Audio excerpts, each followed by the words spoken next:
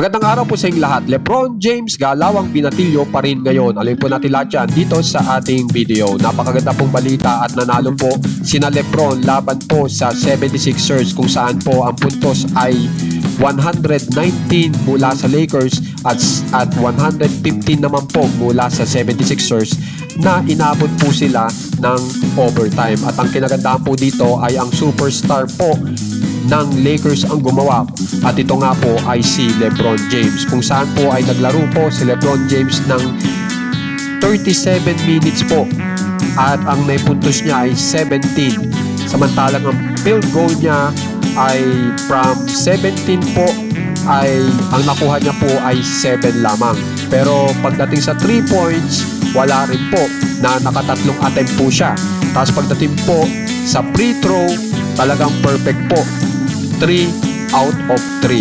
Okay, pagdating sa rebounds, naka 4 rebounds, assist naman po, naka 10 assist. Steal, wala po. Block, meron po, isa. At dyan ang record ngayon ni LeBron James laban sa 76ers.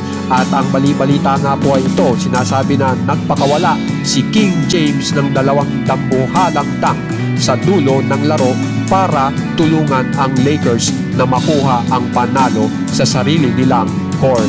At ngayon ipapakita ko po sa inyo ito pong sinasabi dito sa balita.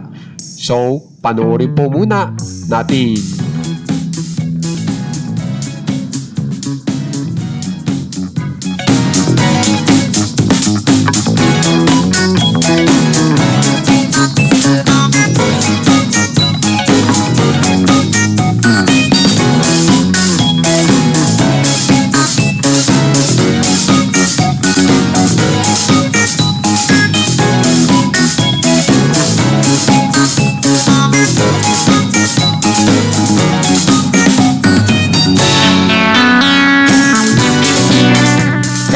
Kung gusto nyo pong ma-update sa mga famous NBA players, subscribe na po kayo sa aking channel na Macho Wayway. Maraming salamat po.